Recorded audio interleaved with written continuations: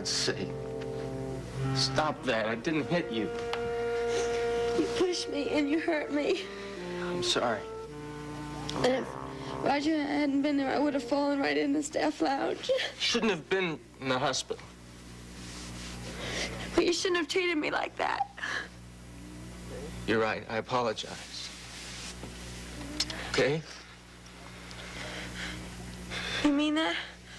You're not going to start yelling at me in a couple of minutes? I mean it. Sorry, I don't want to cry. It's all right. I don't want you to be mad at me.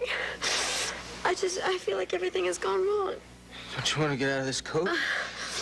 I didn't even realize I had it on. I mean, I don't even know how I got back here after what happened.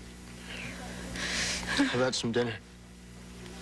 If you'd like some, I mean, I don't need anything. What's the matter with you? Did I say anything wrong? I don't feel good. I was trying to explain that to you at the hospital. Yeah, but wait a minute. You never explained why. I mean, you hinted at something, but I knew there was something terrible. See, but I'm afraid to ask you because I don't know what you're going to do. Honey, I came home to apologize to you for what happened. Maybe I'm not handling it right. Why don't you just tell me what you need to hear and I'll say it? But I can't think of it myself because I can't concentrate. Well, you just said that you would be better tonight, but you're not better. You're worse. I mean, what do you want me to tell you? See, you're acting like a kid, and that scares me even more than before. Tomorrow. It'll stop tomorrow. What'll stop? Headache. You have a headache? Well, do you have any fever? Honey, you're freezing. No, it was cold out. I was walking. My sweater must be around here somewhere. I think I put it in a closet.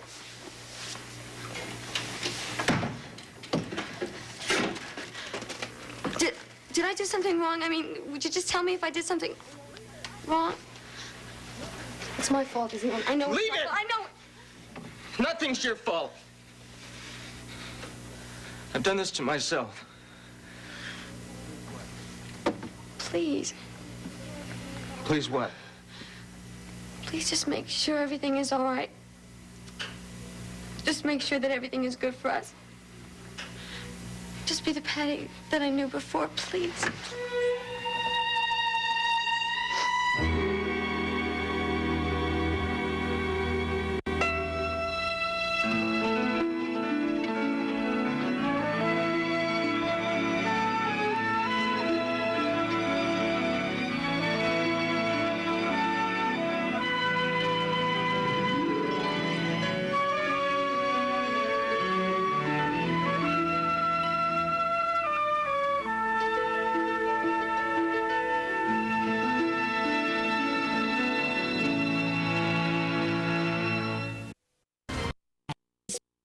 For 14 the way set absolutely. So call now. Seneca? Hi.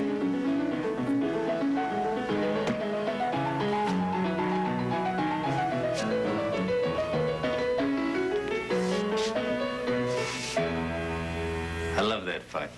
Hello. Hello. You just get here? About an hour ago. Well, I guess I'm a little late. Oh, that's all right. Edmund's great company. Miriam, has she left? Yep. She's put together a whole dinner. All we have to do is cook it. You starved? No, not really. Edmund, he's still up, isn't he? You bet. He's in the playpen. We've both been snacking, so dinner can wait. Hey, how about some wine? No, thanks. I just feel like sitting for a few minutes. Jillian. What's the matter? You weren't depressed when I saw you at the hospital. Idea of coming home to a roomie? No, of course not. It isn't you. It's people. I keep wondering why. I keep trying to figure them out. Which people? Maybe we should have that wine. Seneca? You heard the news about Ray Woodard, her husband dying, didn't you? I talked with Clem about it just after it happened. Yeah, well, I was in neurology when it happened. I needed a signature from Roger on a report. Thanks.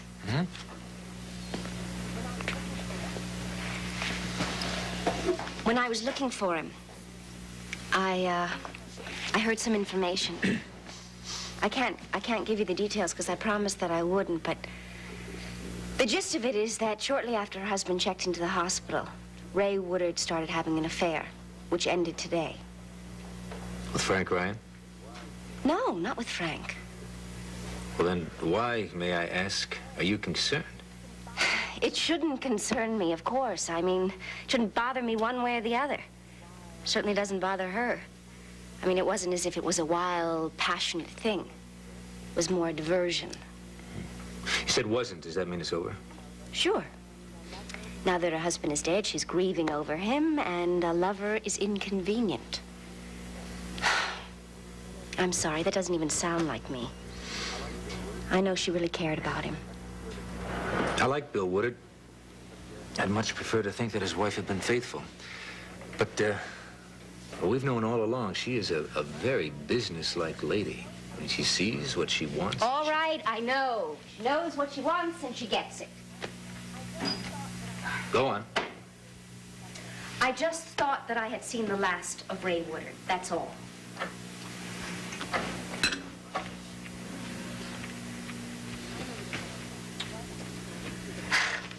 I'm a little wound up, so why don't we just go in and see the baby? I'm beginning to understand. With him gone, it's Ray Woodard's potential involvement with Frank, huh? Yeah, he's on my mind. We promised each other that we were not going to discuss Frank. Hey, listen, he's the one he's the one you can't figure out. I think it'd be foolish not to discuss him. It's just blatantly clear that Ray Woodard has great ambitions politically for him. And she wants to own him for all practical purposes. And you see, the more I start to understand her methods, the more it scares me. Seneca, I'm not in love with Frank, but I don't hate him either. Now, isn't it reasonable for me to be concerned about him? Well, I'm not so sure it is. Ray Woodard isn't exactly evil incarnate, and all you really found out is that she's capable of having a casual affair. Yeah, while her husband was hooked up to a heart monitor in the next room? Gillian, she cared about him. You said so yourself. Yes, I did. I said that. But I also saw her tonight, crying, arm in arm with Frank. I think you're coming down too hard on her. Well, I hope so. Because I think that she could cause a lot of trouble for Frank and the Ryans. If I'm right. Okay, thanks, operator. Well, so much for the overseas calls. Oh, thank you. It's a tremendous weight off my mind. Frank, I don't know what I'd do without you.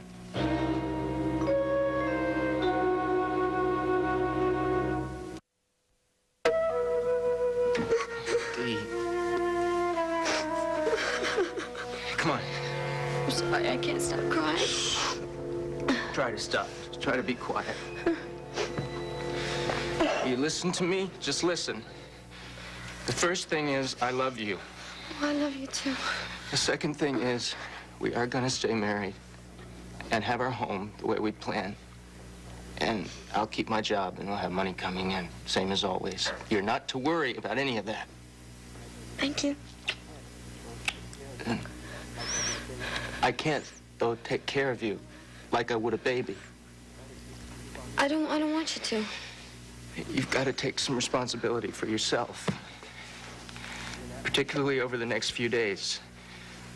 Even after that, I want you to make a special project of working on your own independence, and you can start small, maybe a sewing class or something. No, and then I'm independent.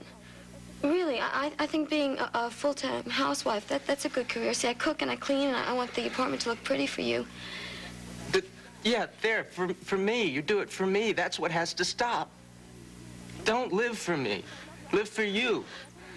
Don't you see, I live for you because I love you. I don't care about anybody else. I don't even care about me. And what makes me important is that I'm your wife. You're also Little John's mother, and that's important. But, Dee, you are an intelligent woman. You're a person in your own right, aside from me. Since when am I intelligent? You have all kinds of brains if you would just use them. I don't understand. Why are you mad at me? I didn't say anything. I don't understand. You changed from one minute to the other. My problem right now, and for another day or so, is that can't deal with your emotional demands. So now you say I'm making demands, and a second ago you said that you love me. I'm so confused. I listened to you. I don't know what you're talking about. Could you grow up? Just a little? Don't need me so much. And in return, I'll straighten myself out. My nervous system's all messed up. I've been using coffee and other stuff to keep me going. Because I've been so damn tired. You know what I mean? Yeah, you're saying that you're sick because I didn't let you get enough sleep and it's my fault. No. I have to rest. I'll call you. Wait a minute. What do you mean you call me? Honey, you can rest. You can rest right here. I want to rest also. I'm exhausted. I want to too. sleep alone tonight. I'll find a bed. You've got a bed here. No, I want you to stay here with me. I don't want to be alone. I don't want to be by myself. Look, if you go away from me right now, you're not going to come back, and I know you won't. Look, you just lie down in bed, and I'll shut the light off, and I'll rub you back, and you can fall asleep. Please! Please, Patty, don't go, please. I'm afraid. Patty, you can't!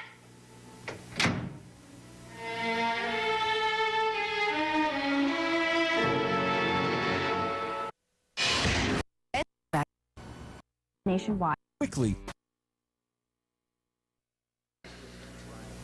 All right. Why is it you feel Frank Ryan can't manage his own life? Because Frank has always been a very honest person. And I always thought that it was impossible for anybody to break him on that score.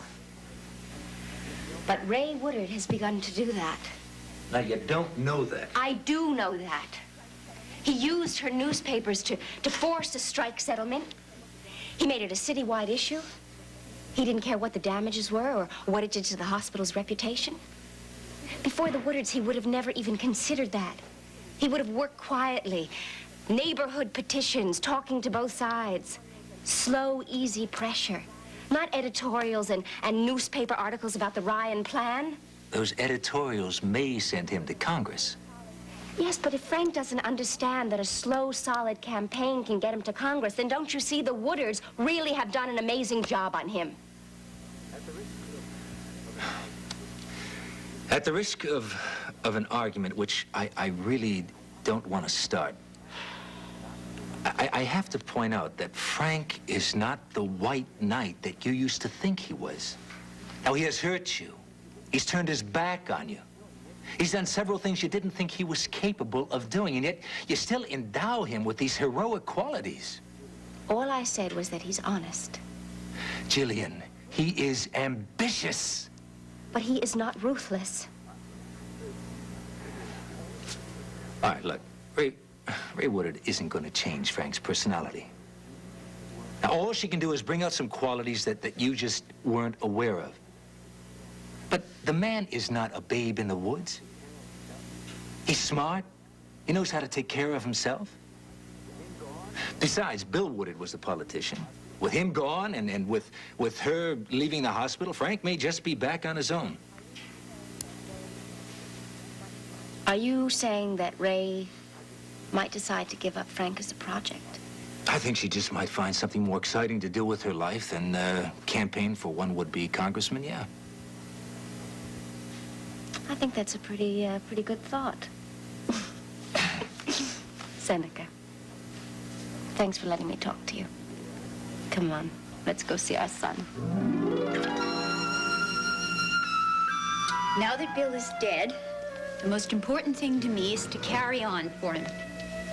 That means, of course, that the business will continue as usual, and the same goes for your campaign. Ray, I don't want to hold you to promise. Please. It's important that you win. It's very generous of you to think of me in the middle of your troubles. But I'd like to take you off the hook on that score. I know that I can win now. With the goodwill your publicity has given me and the strength of my own organization, I know that I can make it now. I may ask for a little moral support now and then, but no major commitment. I am committed to you, on my behalf and on Bill's. But you're going to be busy running his entire publishing operation. Which I have been doing for the past few years. The heart condition and the politicking have left very little time or energy for Bill to devote to the newspapers. The last few years, basically, what he's been doing has been signing on the dotted line. I hadn't realized that. Well, I was very careful. We both were, actually, officially. The authority was Bill's. We both wanted it that way. Privately, the understanding was that I ran the business, which by this point I can do with one hand tied behind me. If you say so. But managing in the next few months isn't going to be that easy. You're going to have to deal with all kinds of reaction to Bill's death, including your own. I know that, yes, of course. And campaigning for me, the way I think you'd want to do it, wouldn't leave you with a free moment to yourself. Frank, you don't know how appealing that sounds to me right now. If I have to sit around and think about Bill and remember the fact that the core of my life is gone, I'm going to go crazy. And I will not do that. I intend to keep active, and the business is not going to be nearly enough for me. Besides that, Bill cared a great deal about this country. Was the real reason why he got involved in politics. He wanted you in Congress. He thought you'd be good for all of us, and so do I. Thank you. Please, let me work with you. If you're sure, that would be terrific.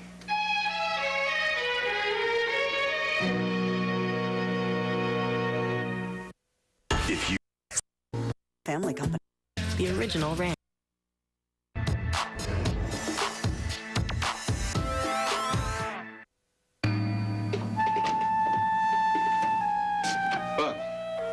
Patrick, hey, come on in. You off duty now?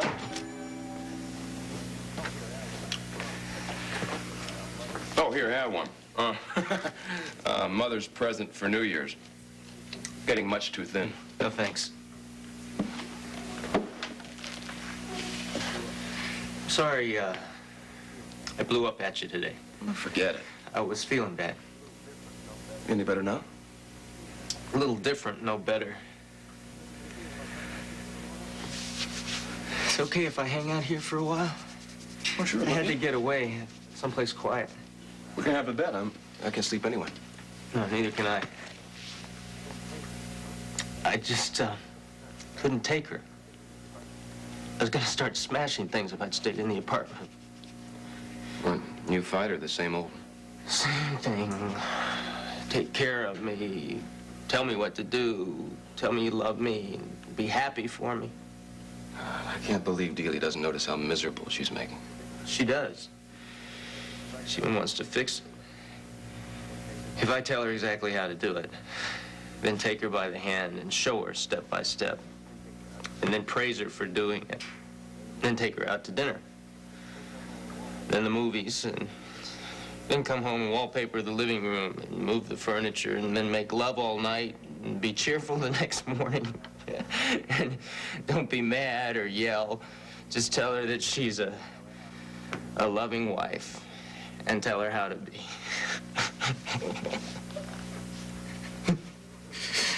Patrick? This is so damn cold. Patrick, hey, listen, let me take your temperature.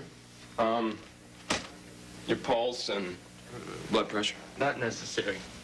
I know exactly what's happening. Well, you want to let me in on it?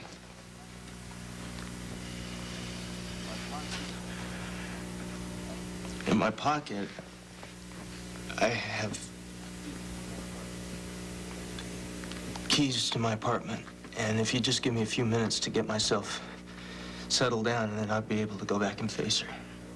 Well, sure, but you know you can always stay here. I mean, I can throw some pillows on the floor, a blanket. It's barely over a breakdown. I feel obligated to her. Even though I was laughing, I take her seriously. Well, I know that. I get so angry that it scares her. That's really why I came over here. I scare myself. Crazy anger. Irrational. Well, I think it's understandable anger. I mean, if I were in your shoes, I'd do the same thing. You wouldn't do what I've done. You've got too much sense for it. It's not sense. It's, just fear. Of your marriage. What'd you think I meant? Patrick, is something else frightening you? I mean, something Delia's not a part of?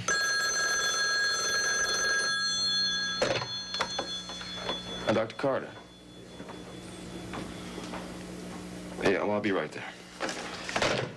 Somebody just walked in with an aneurysm. Listen, if you want to sack out here for the night, feel free. No, I'm going to take off myself pretty soon. Okay, well, then I'll see you tomorrow. Patrick, you didn't answer me before. I mean, is something else bothering you besides Delia? Nothing that a couple of weeks in Florida wouldn't fix. Look.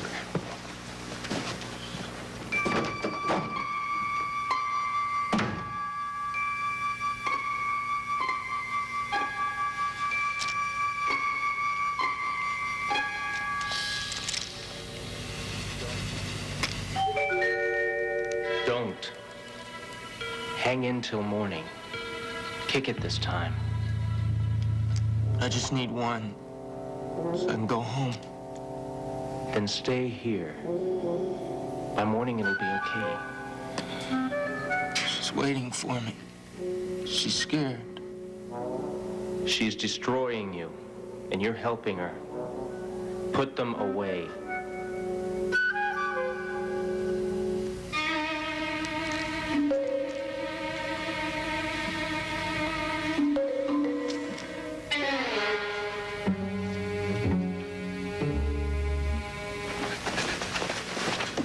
Find him, and I'm gonna bring him back home.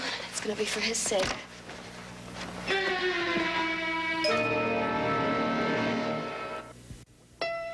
Spend breakfast in bed with SoapNet. Sleep in, curl up, and check out. With back-to-back episodes of One Tree Hill and Beverly Hills 90210. Breakfast in bed, 7 to 12 noon every Saturday and Sunday.